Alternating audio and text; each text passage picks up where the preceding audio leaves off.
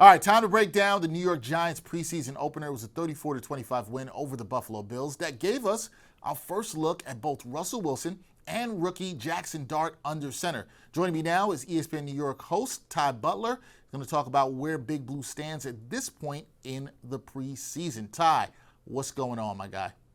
What's up, man? Time to talk some football. Both the New York football teams winning yesterday. I know it's preseason, but 2-0? 2-0? Look, see, when we start doing this, like football teams are winning, it's the preseason. We have to Let's talk go. week one or week two. Let's see how the New York football fans are feeling that. I hope it's good. I'm not wishing anything bad on anybody. I Yo, but hope that it's this good. this is what happens when you are so starved. Like they've been so bad, you get a little bit excited or a little bit too much excited about preseason. So I feel you, man. But it's just good to have football back. I agree. Good to have football back, and it's good to have excitement. That is not a bad thing. You got to have hope. You got to have some excitement. But when we talk about the Giants, Ty, let's start with the quarterbacks, okay? Russell Wilson, he delivered a short but effective opening drive, went 6 for 7, 28 yards, helped set up a field goal before he gave way to Jaxson Dart. How encouraging is it to see that veteran timing that we saw from him, and what does that opening drive tell us about how the offense might be structured early in the regular season? So I think because the Giants, and this is similar to what the Jets have going for them, are building their team with the intent to have the strength be their defense, Brian Dable is in a position where he just wants his offense to not mess up. Don't screw things up. Don't commit turnovers that puts us at a disadvantage. Russell Wilson, as you mentioned, is a veteran quarterback, but he is also someone who is on the back nine. So we're not expecting him to be as explosive running the football as we've seen in his prime. He still throws an excellent deep ball, which is why I'm excited for the Russell Wilson to Neighbors connection. But I don't think that this offense is going to be something that we're talking about after games from a positive standpoint because their defense on paper is excellent.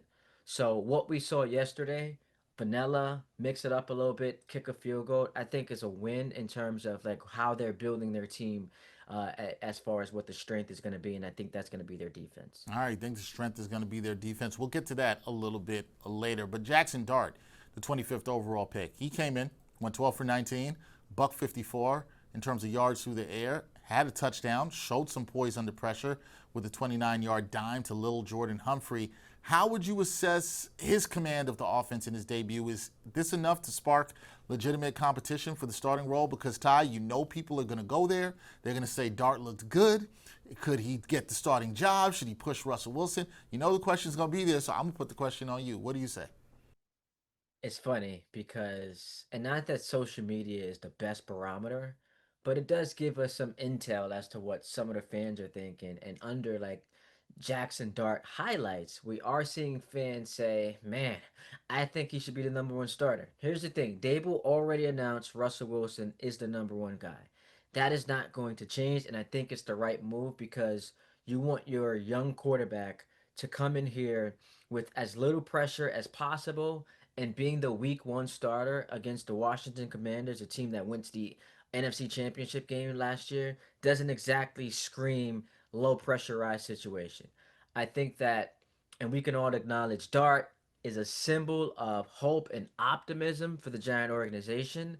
I think that what makes this camp different is that we are analyzing it in a way where we're not expecting him to start week one unless some injury happens.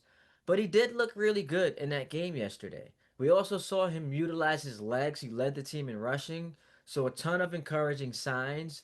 But I would say hold the horses on, when is he getting into the starting role? Because that is not going to happen at the at earliest maybe halfway through the season, but you look at the Giants schedule, there's no real like soft landing spot for him. So I would not expect to see Jaxson Dart starting for the Giants until sometime late in the season. You said late in the season. I was texting with somebody yesterday who told me we might see him by week 6. And I was like, I don't know. I'm not sure about that. That felt a Week little bit early. 6? I said to the person, if you see Jaxson Dart by week 6, that means a lot has gone wrong. Something's gone wrong for the Giants if it's week 6. So here's the thing about that. And the reason why you see me looking at my phone is because I'm trying to pull up the Giants schedule. There are a couple of things about that because that's very interesting. Week 6 to me means that they're 0 and 5. And now the regime in place, and here's the problem with bringing them back, the regime in place has a lifeline in Jaxson Dart. They're going to that lifeline to try to save their jobs. And I don't think that's the best way for an organization to operate. So if we get it's Commanders, Cowboys, Chiefs, Chargers, that's 4, Saints, that's 5. Week 6 is a Thursday night football game against the reigning defending champion Philadelphia Eagles.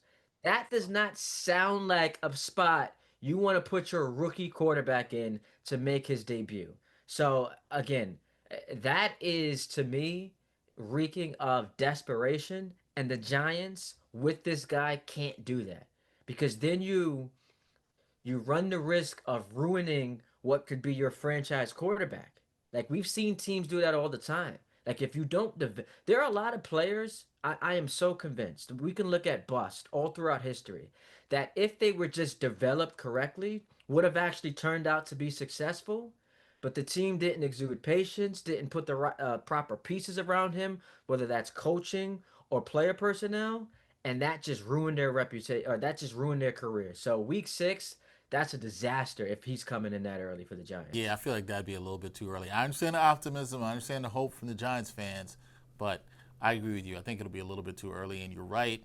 Use the term bust a lot, but sometimes we got to criticize the organizations for not developing these guys in the right way. Now, beyond the QBs, right? You talked about Wilson, talked about Dart.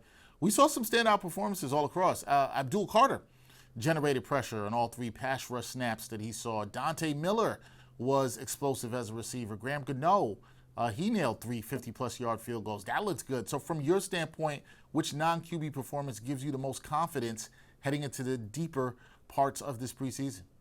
So there are a couple of different directions I can go in. For years, what has been one of the biggest criticisms of the Giants' infrastructure? It has been their offensive line.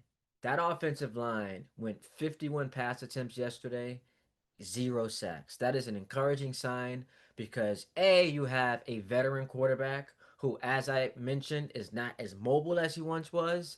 And B, once that veteran quarterback goes to the bench, you have a young guy who you want to protect. So that offensive line I thought was spectacular yesterday. And that's not something we've grown accustomed to saying about the Giants organization in the last few years. Number two, you just mentioned it, Abdul Carter. He was spectacular, and he didn't play a lot. 3 pass rush snaps, 3 pressures, but you watch him, and you see what's being said about him in camp, how explosive he is, how his teammates are raving about him. And look, he's taken high in the draft for a reason, right? He's one of the best players in the draft. But he is going to be such a pivotal piece of what should be a tremendous defensive line for the Giants.